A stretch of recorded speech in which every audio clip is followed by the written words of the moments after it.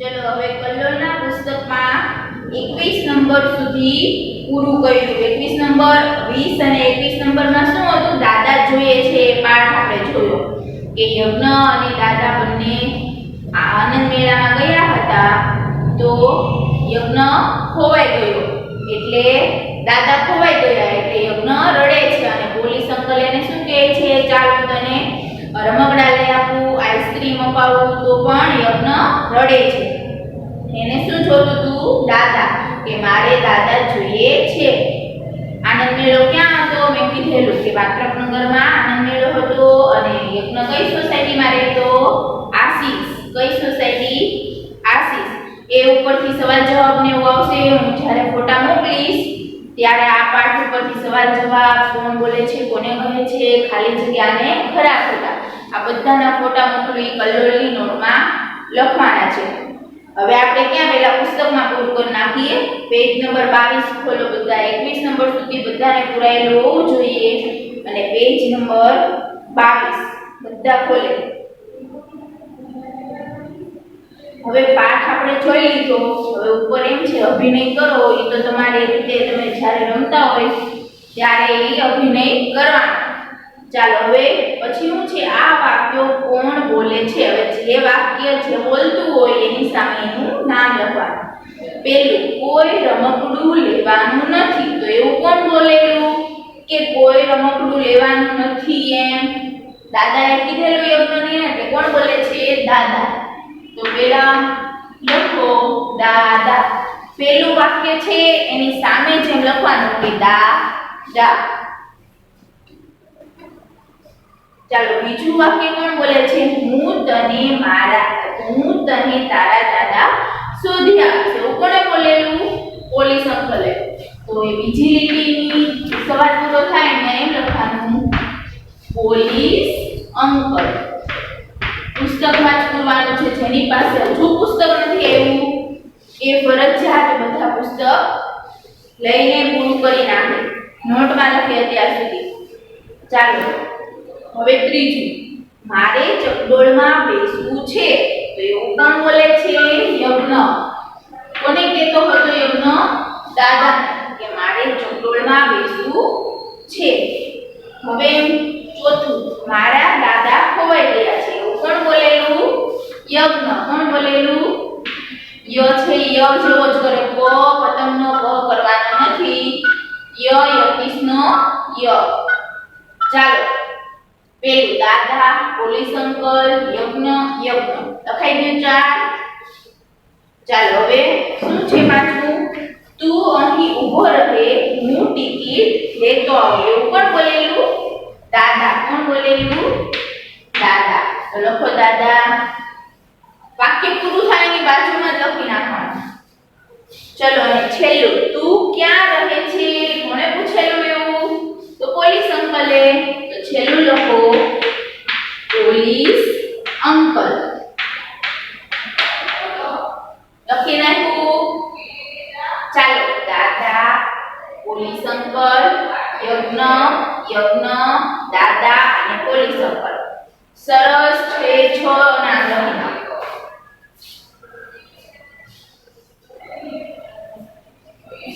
જેને લખાઈ ગયું ઈ નીચેનું વાંચો કે જે વાક્ય ગમતું હોય એ ફરીથી લખવાનું છે। તો શું કરવાનું છે જોઈ લેવાનું।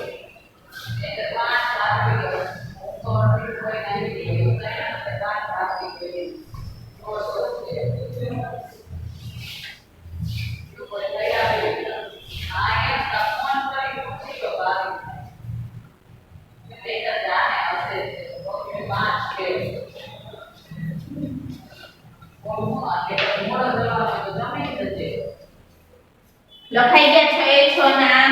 કેટલા વાગે નીકળવાનું? 12 વાગે આવો હવા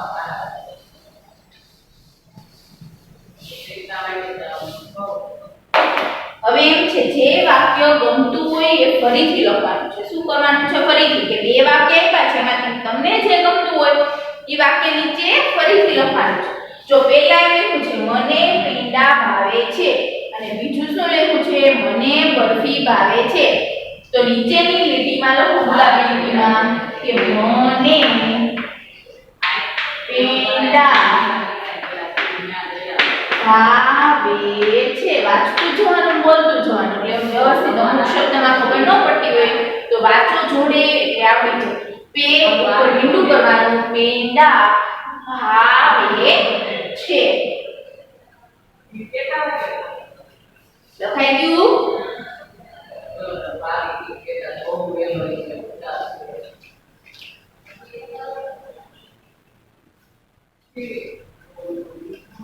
બીજું, મને ભણવાનું ગમે છે, મને રમવાનું ગમે છે. તો બધાને તો મને તો રમવાનું ગમે છે એમ જ લખશું તો એ લખવાનું નથી. ચાલો એ લખો, મને ભણવાનું ગમે છે.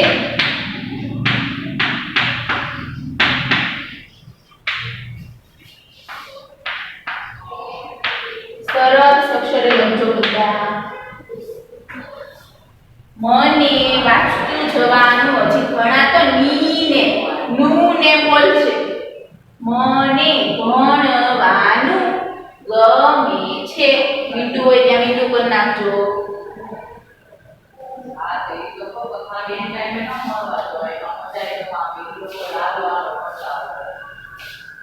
નિશિથને બૂમો પાડવી ગમે છે અને નિશિથને દોડાદોડ કરવાનું ગમે છે. તો આપણી રીતે જ ગમે તે એક લખવાનું છે. તો લખો, હું જે લખું એ નિશિથ વ્યવસ્થિત જોઈને લખજો જલ્દી. પેલા હસવાવાળી ની અને દીર્ઘાવાળી શીખ ને દોડાદોડ. બીજું વાક્ય છે ને એ લખવાનું છે દોડાદોડ કરવાનું ગમે છે.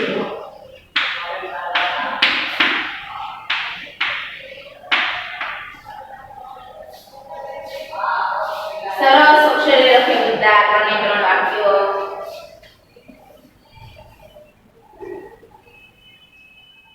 ચલો, ધ્વનિને ક્રિકેટ ગમે છે, ધ્વનિને કબડ્ડી ગમે છે. તો લખો ધડો વ હસવાવાળી ની ધ્વનિને ક્રિકેટ કોની નીચે લીટો કરવાનો ક્રિકેટ શું વંચાય ક્રિકેટ ગમે છે. ધ્વનિને ક્રિકેટ ગમે છે. નીચે 22 નંબરનું પેજ છે તો બંને બાજુ 22 લખી નાખજો. પછી 23 નંબરમાં 23 લખી નાખજો. અને છેલ્લું વાક્ય સામેના પેજ ઉપર નીલમને ફરવું ગમે છે, નીલમને ઊંઘવું ગમે છે. તો લખો નીલમને ફરવું ગમે છે. પાંચે પાંચ વાક્ય વ્યવસ્થિત વાંચે લખે. મને પેંડા ભાવે છે, મને ભણવાનું ગમે છે, નિશિથને દોડાદોડ કરવાનું ગમે છે, ધ્વનિને ક્રિકેટ ગમે છે અને નીલમને ફરવું ગમે છે. આ વ્યવસ્થિત પાંચે પાંચ વાક્ય જોઈ લીધું. ચાલો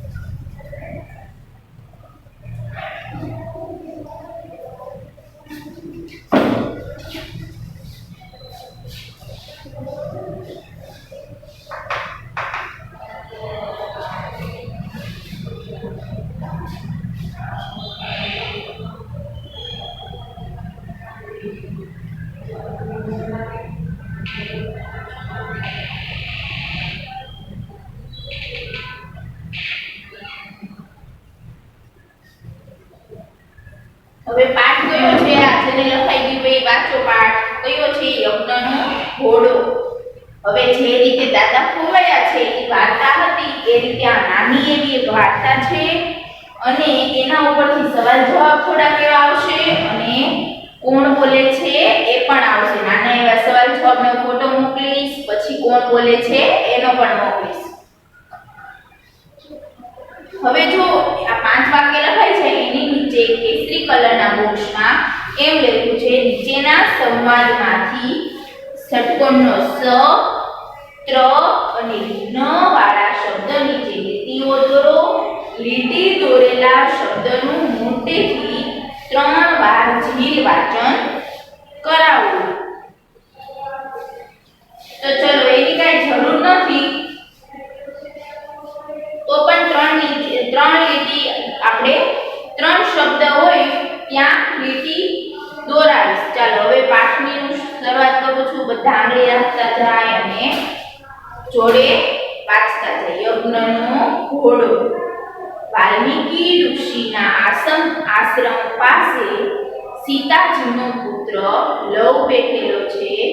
2 ઋષિ કુમારો છે. હવે જો તમે રામાયણ જોયું હોય તો એમાં સીતાજીના પુત્ર કયા? લવ અને કુશ.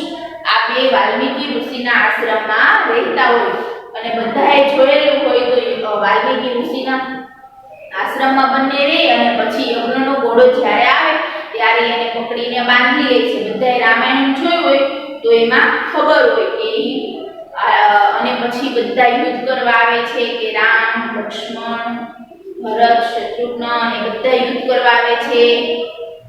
એ રીતે આ એના ઉપરથી એક વાર્તા છે કે એવામાં યજ્ઞનો શણગારેલો ઘોડો આવતો જણાય છે. લવ ઊભો થઈ જાય છે. હવે જો વાલ્મીકી ઋષિના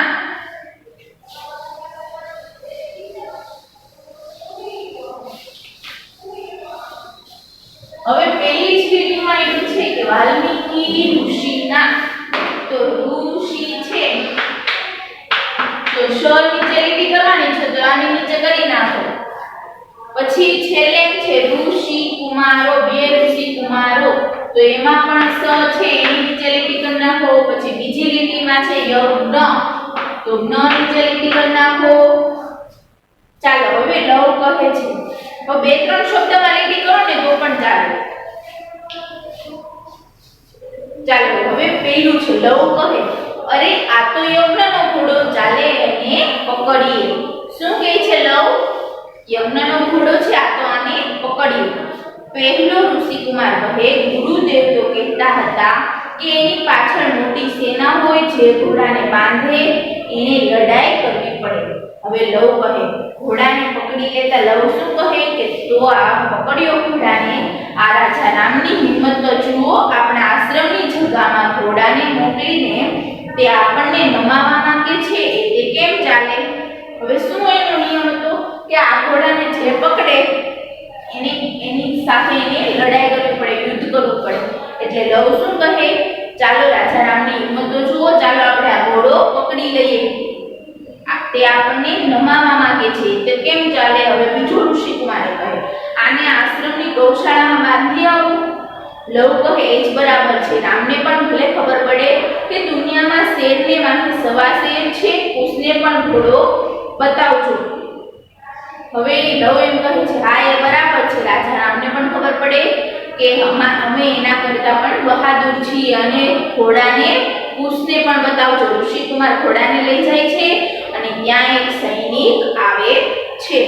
સૈનિક કહે, ઉભા રહો છોકરાઓ, ઘોડાને છોડી દો, આ તો રાજા રામચંદ્રજીનો ઘોડો છે અને બાંધશો તો લડાઈ કરવી પડશે. હવે ત્યાં એની રાજા રામનો એક સૈનિક હોય એ એમ કહે છે કે ઉભા રહો છોકરાઓ, આ ઘોડાને છોડી દો, આ રાજા રામચંદ્રજીનો ઘોડો છે, જો એને તમે બાંધી દેશો તો એની સાથે યુદ્ધ કરવું પડશે, લડાઈ કરવી પડશે. લવ કહે, ધનુષ્ય સંભાળતા, તો અમે તૈયાર જ છીએ. કુશ કહે, પ્રવેશીને, હા હા અમે તૈયાર છીએ. લવ અને કુશ શું કહે છે? હા અમે તૈયાર છીએ યુદ્ધ કરવા. એમ લવ કહે, ભાઈ કુશ, હમણાં તું ખસી જા, આ એકલો છે, એની સાથે હું એકલો જ લડીશ. લવ શું કહે છે કે આ હમણાં તું દૂર હટ, હું એકલો એને સંભાળી લઈશ. બેવ લડે છે. લવ સૈનિકને જમીન પર પછાડે છે. સેનામાં બીજા સૈનિકો આવે છે, એમને પણ લવ કુશ હરાવે છે. હવે લવ અને જે સૈનિક આવેલો એ બે લડે છે, પછી બીજા બધા સૈનિકો આવ્યા એને પણ લવકુશ હરાવી દે છે. સુમંત કહે અરે માત્ર, હવે છેલ્લે માત્ર છે એની ત્રણ નીચે લીટી કરી નાખો એટલે બધા શબ્દ આવી જાય. અરે માત્ર બે છોકરાઓએ આટલા બધા સૈનિકોને હરાવી દીધા. હવે સુમંત તો એમ કહે છે આટલા બધા સૈનિકોએ આ માત્ર બે છોકરાઓએ હરાવી દીધા. ચંદ્રકેતુ કહે છે અજબ છોકરાઓ લાગે છે, એટલે એમ કહે છે કે આ તો બહાદુર છોકરાઓ લાગે છે. આના ઉપરથી છે ને થોડાક સવાલ આવશે અને કોણ બોલે છે એ આવશે. હવે પાછળ પેજ છે.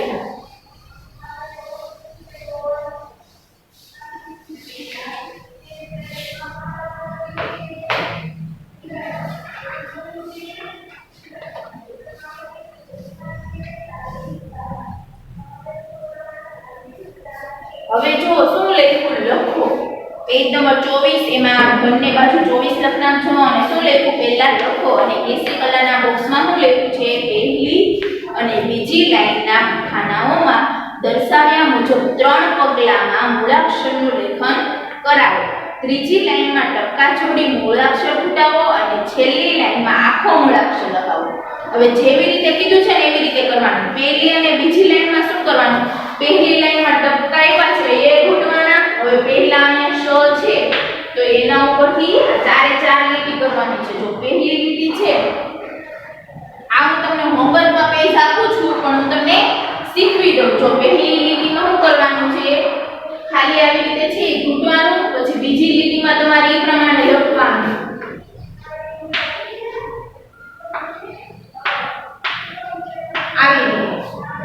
આવી રીતે પહેલી લીટીમાં ઘૂંટવાનું, બીજી લીટીમાં એ રીતે લખવાનું, પાછી ત્રીજી લીટી ઘૂંટવાની અને ચોથી લીટીમાં આખા મૂળાક્ષર લખી નાખવાના. એ રીતે ષટકોણનો શ, ત્ર અને જ્ઞ આ ત્રણે ત્રણ પૂરા કરવાના છે. ખબર પડી? શ, ત્ર અને જ્ઞ પુસ્તકમાં હું આ પેજ નંબર આપું 24 નંબરનું હોમવર્કમાં એટલે પુસ્તકમાં જ પૂરું કરવાનું છે. હવે સામેનું પેજ ચાલો હું લખ્યું છે યજ્ઞનો ઘોડો સંવાદમાં તમે જે વાક્યમાં શબ્દ નીચે લીટી કરી હોય એવા 4-5 વાક્ય લખો. આપણે કયા શબ્દ નીચે લીટી કરી દીધી? ત્ર, શ અને જ્ઞ આ ત્રણ વાક્ય નીચે લીટી આપણે કરેલી. હવે એ ઉપરથી કેટલા વાક્ય 4-5 વાક્ય બનાવવાના છે. તો પહેલી લીટીમાં લખો યજ્ઞમાં જ્ઞ આવી ગયો, શ અને ત્ર આ ત્રણ શબ્દ ઉપરથી જ વાક્ય બનાવવાના છે. યજ્ઞમાં શણગારેલો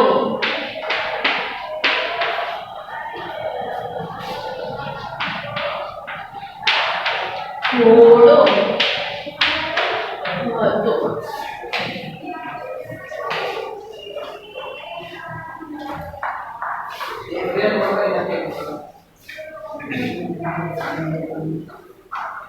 હવે આપણે વાર્તા વાંચી ને એમાંથી 4-5 વાક્ય બનાવવાના છે. કયા કયા? ન વાળા, શ વાળા અને ત્ર વાળા.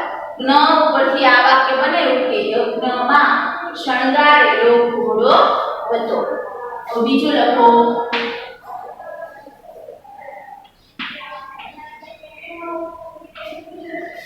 લવ અને કુશ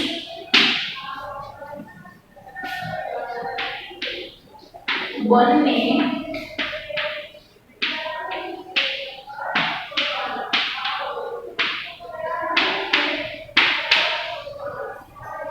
ઋષિ કુમારો હતા. આ વાક્યમાં કયો શબ્દ આવ્યો? શ ષટકોણનો શ. લવ અને કુશ બંને ઋષિ કુમારો હતા. લખી નાખો 2 વાક્ય, પછી પાછા લખાવો 3.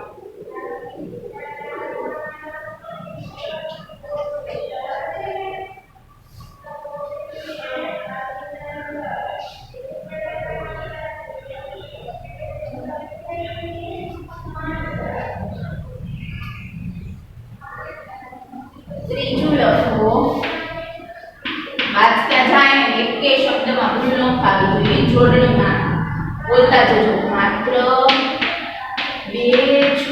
છોકરાઓએ શું લખ્યું? માત્ર 2 છોકરાઓએ સૈનિકોને હરાવ્યા. બળજો કરજો એમાં. આમાં શું આવ્યું? ત્ર. કયો શબ્દ આવ્યો? ત્ર. માત્ર 2 છોકરાઓએ સૈનિકોને હરાવ્યા. વ્યવસ્થિત આમાં બધા જોઈને મૂળાક્ષર લખજો. સ ને માથે 2 માત્રા છે. હસવાવાળી ની અને કાનો માત્ર બંને વ્યવસ્થિત બધું જોઈને લખો. ચોથું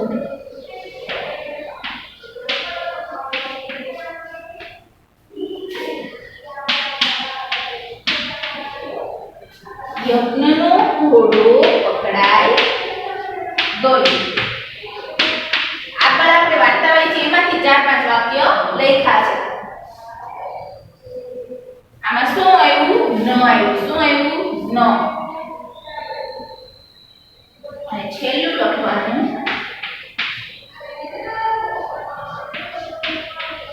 વાલ્મીકી.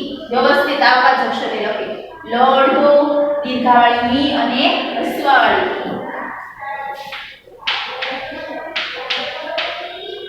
ઋષિનો આશ્રમ છે. આવી રીતે લખનાખો. આ શ આવ્યો. આ વાક્યમાં શું આવ્યું? શ. 5 વાક્ય સરસ અક્ષરે લખનાખો.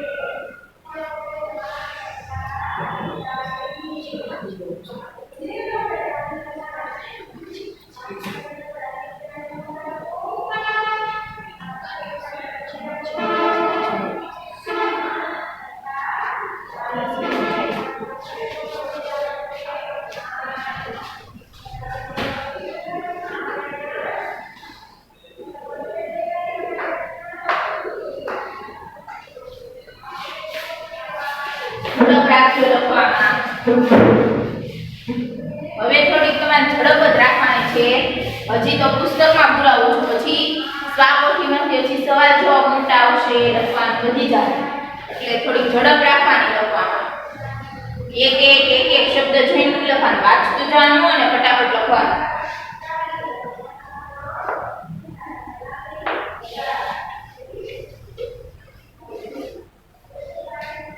ચાલો હવે નીચેના જવાબ લખો. એ જો બધા.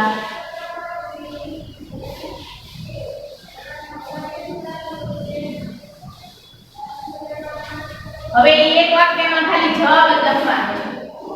જો પેલું શું લખ્યું? સીતાજી ક્યાં રહેતા હતા? તો ક્યાં હતા? ક્યાં રહેતા હતા? તો લખો આશ્રમમાં.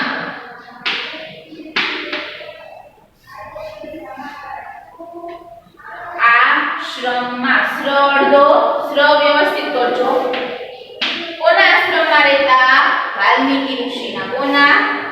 હવે સીતાજીના પુત્રના નામ લખો. તો શું છે એના પુત્રનું નામ? લવ અને કુશ.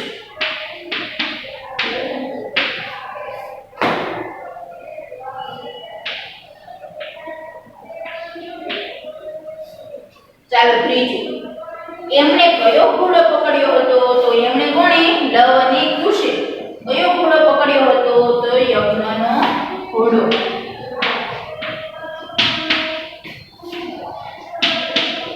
લખો યજ્ઞનો ઘોડો. ચોથું. 2 નાના છોકરાઓએ કોને હરાવી દીધા? તો પહેલા એક સૈનિક આવ્યો એને પણ હરાવી દીધા અને પછી તો બધા સૈનિકોને હરાવી દીધા. તો લખવાનું બધા સૈનિકોને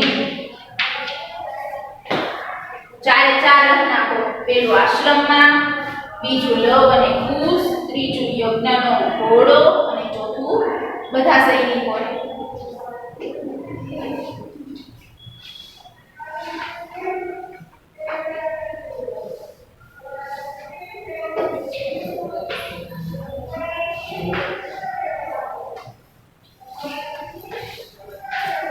હવે પાછળના પેજમાં જો શું લખ્યું છે, બાકી હોય પૂરું પહેલા પૂરું કરી નાખો, પછી વ્યવસ્થિત લખી નાખજો. હવે પહેલા પેજ નંબર 26 પાછળનું, એમાં 26 લખ નાખો બંને બાજુ. અને જુઓ સૂચના શું આપી છે, હિંચકાની મોજ. હવે આમાંથી કઈ કઈ વસ્તુઓના હિંચકા તરીકે ઉપયોગ કરી શકો, એમાં ખાલી કરવાનું, ખરાની નિશાની કરવાની. શું કરવાનું છે? ખરાની નિશાની કરવાની છે.